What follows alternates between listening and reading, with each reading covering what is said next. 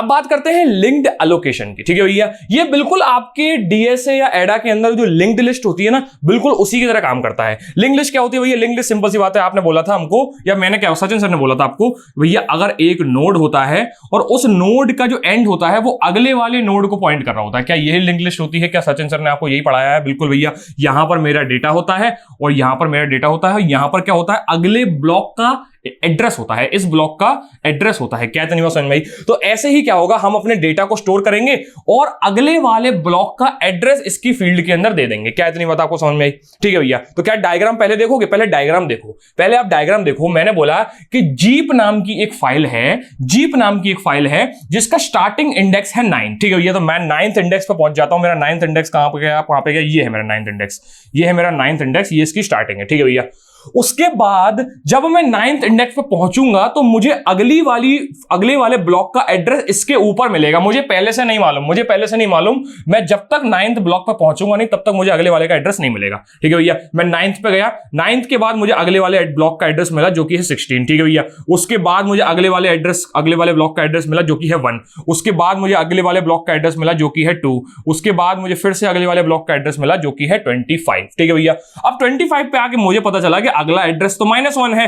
-1 का मतलब यह है कि भैया ये लास्ट इंडेक्स था या फिर लास्ट ब्लॉक था। क्या इतनी बात समझ में आई? तो क्या लिंक्ड लिस्ट भी ऐसे ही काम करती है? बिल्कुल करती है भैया। कोई एक ऐसा पॉइंटर होता है जो पहली बार इस ब्लॉक तक मुझे पहुंचाए। क्या इतनी बात समझ में आई? कोई एक ऐसा एड्रेस जो मुझे पहली बार इस ब्लॉक पर पहुंचाएगा, फिर अगले वाले ब्लॉक पे मैं इसकी पूंछ के ऊपर रखे हुए एड्रेस से पहुंचता हूं। यहां पर जो अगला वाला एड्रेस है उसके पास पहुंचूंगा, उसके बाद अगले वाले ब्लॉक पे मैं इसके टेल पर रखे हुए एड्रेस से पहुंचूंगा। ठीक है भैया। और फिर लास्ट वाला क्या होगा? लास्ट वाला कहीं ना कहीं ऐसी जगह पॉइंट कर रहा होगा जो कि या तो नल होगा या फिर -1 होगा या फिर कुछ ऐसा जिससे मुझे यह पता चल जाए कि भैया मेरी लिस्ट जो है या फिर मेरी फाइल जो है वो टर्मिनेट हो गई है, खत्म हो गई है, अब इसके आगे कुछ नहीं बचा। क्या इतनी बात समझ में आई? ठीक है भाई। चलो, तो ये आपके लिंक्ड लिस्ट जैसा ही काम कुछ होता है इसके अंदर। ठीक है। इसीलिए इसको लिंक्ड एलोकेशन भी बोला जाता है। अब इस फाइल को चाहे तो, इस डायग्राम को चाहे तो आप नोट भी कर सकते हो ताकि एग्जाम में आप बना के आओ। तो पहले डायग्राम बना लो ताकि आप अपने नोट्स के अंदर देख पाओगे ढंग से। अच्छा, डायग्राम ऐसा है तो फिर मुझे लिखना क्या है? क्या इतनी बात समझ में? ठीक है भाई। चलो, अब एक काम करता हूं, इस चीज को आपको थोड़ा सा दिखा देता हूं तो एग्जाम में लिखने के लिए आपको थोड़ा सा रेफरेंस मिल जाएगा। ठीक है भाई। चलो, बात करते हैं यहां पर डेफिनेशंस की। मैंने बोला लिंक्ड एलोकेशन में क्या होता है कि हम लोग क्या करते हैं, हर एक ब्लॉक जो होता है वो एक पॉइंटर कंटेन करता है जो कि उसको नेक्स्ट ब्लॉक का एड्रेस दे रहा होता है। क्या इतनी बात समझ में आई? ये बिल्कुल कुछ लिंक्ड लिस्ट जैसा ही काम करता है। ठीक है भैया। किसके अंदर? हमारे डिस्क के अंदर, हमारी जो हार्ड डिस्क ड्राइव, जो सॉलिड स्टेट ड्राइव है उसके अंदर इस तरीके से काम होता है। क्या इतनी बात समझ में? ठीक है भैया। ठीक है। अब बात करते हैं इसके एडवांटेज और डिसएडवांटेज की। इसके अंदर क्या होता है, कोई भी एक्सटर्नल फ्रेगमेंटेशन नहीं होता है। आपको फिर से यहां पर स्टार लगाना पड़ेगा, ये आपको हर एक पेज पे थोड़ा थोड़ा मिलेगा, पर मैं चाहता हूं कि लास्ट में जाके एक बार फ्रेगमेंटेशन को समझो और फ्रेगमेंटेशन को बड़ी डिटेल में समझने के लिए आपके पास अलग से एक यूनिट है जहां पर आप समझने वाले ही हो, पर फिर भी मैं आपको एक कॉन्टेक्स्ट जरूर दूंगा इसकी वीडियो के एंड तक। ठीक है भैया।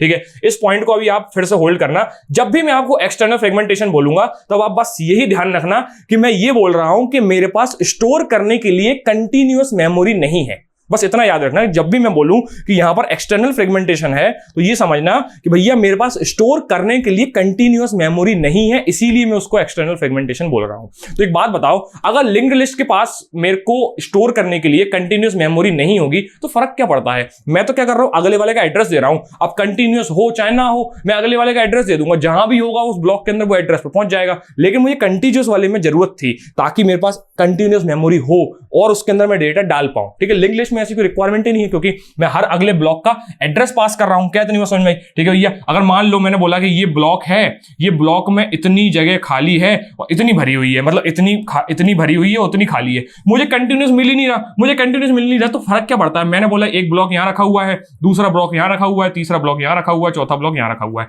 मुझे जरूरत ही नहीं पड़ी कंटिन्यूअस मेमोरी की। क्या इतनी बात समझ में आई? ठीक है भाई। चलो, इसके बाद इसके अलावा फिर भी मैं आपको फ्रेगमेंटेशन लास्ट में बताऊंगा जिसके अंदर हम दोनों टाइप्स, एक्सटर्नल और इंटरनल फ्रेगमेंटेशन को थोड़ा थोड़ा ऊपर से देख रहे होते हैं। ठीक है भैया। चलो, ठीक है भाई। चलो, मैंने बोला भैया इसका दूसरा पॉइंट ये बोलता है कि हमारे लिए बहुत आसान पड़ता है अगर हम अपनी फाइल को डायनेमिकली एक्सटेंड कर देते हैं तो।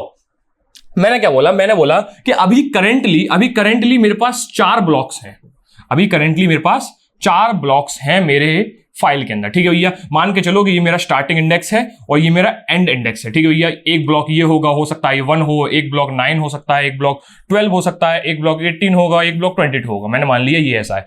मैं जब चाहूं अपनी इस फाइल को एक्सटेंड कर सकता हूं। कैसे करना है, मुझे लास्ट वाले को एक अगले ब्लॉक पे पॉइंट करवा देना है और इसको बोल देना है कि आप लास्ट वाले हो। ठीक है भाई, हो सकता है मेरा मन करे और मैंने बोला कि नहीं यार मेरे को एक और एक्सटेंड करना है, तो मैंने एक ब्लॉक और बढ़ा लिया। ठीक है भैया, तो क्या डायनेमिकली इस चीज को इंक्रीज करना आसान पड़ेगा? क्या लिंक्ड लिस्ट भी ऐसी काम करती थी कि हम डायनेमिकली उसके अंदर अपनी लेंथ को एक्सटेंड कर सकते थे? एरे के अंदर ऐसा नहीं कर सकते, एरे फिक्स लेंथ की होती है। ऐसे ही मान के चलो कंटीन्यूअस भी फिक्स लेंथ की ही होती है, पर लिंक्ड वाले के अंदर हम डायनेमिकली अपनी फाइल के साइज को इंक्रीज कर सकते हैं, फोल्डर के साइज को इंक्रीज कर सकते हैं। क्या इतनी बात समझ में? ठीक है भैया, तो ये इसका एडवांटेज हुआ। डिसएडवांटेज की बात करें कि हमारे पास स्लो एक्सेस होता है या फिर हम डायरेक्ट एक्सेस नहीं कर पाते। ऐसे क्यों नहीं कर पाते? देखो मैंने क्या बोला, मुझे 18th नंबर के ब्लॉक पे जाने के लिए 1, 2 और 12, 1, 9 और 12 पर भी जाना पड़ेगा। क्यों? क्योंकि 18 ब्लॉक का एड्रेस मुझे स्टार्टिंग में पता ही नहीं है। मुझे 18 ब्लॉक का एड्रेस तब पता चलेगा जब मैं 12 के ऊपर आ जाऊंगा। ठीक है भैया, तो मुझे 18 को एक्सेस करने के लिए पहले 1 पे आना पड़ेगा, फिर 9 पे आना पड़ेगा, फिर 12 पे आना पड़ेगा, फिर जाके कहीं मैं 18 पे आऊंगा। ठीक है भैया, तो इससे क्या होगा, मेरी 18 ब्लॉक को एक्सेस करने की जो स्पीड है वो कम हो गई ना। मुझे तो 18 चाहिए था, मुझे मतलब ही नहीं है 1, 2, 1, 9 और 12 से, मुझे तो मतलब नहीं ना, मुझे तो 18 से मतलब है। तो 18 तक पहुंचते पहुंचते मुझे लगेगा टाइम। ठीक है भैया, तो यहां पर मेरा डायरेक्ट एक्सेस, रैंडम एक्सेस जो है वो स्लो पड़ता है। क्या पड़ता है? स्लो पड़ता है। ठीक है भैया, एक और सिरदर्दी है, एक और ओवरहेड है। क्या भैया, कि हमको एक और ऐसा ब्लॉक बनाना है जिसके अंदर मैं एड्रेस रख पाऊं। मतलब एक ब्लॉक, एक मतलब मेरा ये जो नोड है इसके अंदर एक फील्ड होगी डेटा की, और मेरी एक सिरदर्दी है कि मुझे इस पॉइंटर को भी बनाना पड़ेगा ताकि मैं अगले वाले को पॉइंट करवा पाऊं। इसका नुकसान क्या है? इसका नुकसान सिंपल सा ये है कि मान के चलो मेरा हर एक ब्लॉक का साइज मान लो 4 कोई भी है, कोई भी यूनिट मान लो, केबी मान लो, एमबी मान लो। ठीक है, एग्जांपल है, कोई भी मान सकते हो आप। ठीक है, मैंने बोला 4 केबी की मान लो मेरा एक ब्लॉक है, उसमें से कोई आधा कुछ हिस्सा मेरा पॉइंटर ही ले रहा है अगले वाले एड्रेस के लिए। ठीक है, तो इसका मतलब यह है कि ये 4 केबी दोनों को मिला के है ना। ठीक है भैया, तो हो सकता है 3 केबी का डेटा हो और 1 केबी का एड्रेस हो। क्या इतनी बात समझ में? ठीक है भैया, तो भैया ये तो मेरा फालतू का वेस्ट हो रहा है ना। मुझे इसको स्टोर कराने के लिए अपने इस ब्लॉक के अंदर जगह देनी पड़ रही है, तो मैं काम करूंगा, मुझे इसके अंदर सिर्फ 3 ही रखना पड़ेगा। मुझे जानबूझ के इसके अंदर 3 केबी का ही डेटा डालना पड़ेगा, बल्कि मैं डाल सकता था किसका? 4 का। ठीक है भैया, तो यहां पर मेरी थोड़ी सी मेमोरी वेस्ट भी हो रही है। मतलब मैं इसको यूज किसी और काम के लिए भी तो कर सकता था। क्या इतनी बात समझ में? पर ठीक है, हमारा काम दूसरा भी तो आसान हो रहा है कि हमको डायरेक्ट मेमोरी मिल रही है, सॉरी कंटीन्यूअस मेमोरी का एक अच्छा एडवांटेज प्राप्त हो रहा है हमको। पर फिर भी एक ओवरहेड तो है ही ना। ठीक है भाई, हमारा सिरदर्दी है कि हमको एक पॉइंटर को स्टोर करना पड़ेगा। क्या इतनी बात समझ में आई? बहुत बढ़िया। अब इसके अंदर क्या होता है, ये इसका यूजफुल क्या होता है, इसका यूज केस होता है कि जहां पर भी हमको कंटीन्यूअस मेमोरी नहीं मिल पाती वहां पर हम इस वाले को यूज कर सकते हैं, क्योंकि इसका एक एडवांटेज है कि हमको कहीं ना कहीं कंटीन्यूअस मेमोरी अगर नहीं मिल रही है तो हम अगले वाले ब्लॉक का एड्रेस देके भी एक्सेस करवा सकते हैं। क्या इतनी बात समझ में आई? बहुत बढ़िया। लेकिन जहां पर भी हमारे पास स्पीड का और एक्सेस करने की जो स्पीड होती है उसका अगर फैक्टर आ जाता है तो हम इसको फिर यूज नहीं करते। क्यों नहीं करते? क्योंकि आपको हमने भी बताया कि अगर मुझे 18th वाले ब्लॉक को यूज करना होगा तो मुझे 9, 12 और 1 को एक्सेस करना पड़ेगा। क्या इतनी बात समझ में आई? चलो नोट करो। शाबाश, बहुत बढ़िया। ठीक है भाई, चाहो तो मैं डायग्राम पे वापस आ चुका हूं, एक बार डायग्राम को भी, अरे कहां है डायग्राम? ठीक है भाई, डायग्राम को भी नोट कर सकते हो। ये आपका डायग्राम है, सिमिलर आपको एग्जाम के अंदर बना के आना है और डेफिनेशन लिखने का तरीका बिल्कुल एज इट इज होने वाला है। ठीक है भाई, चलो।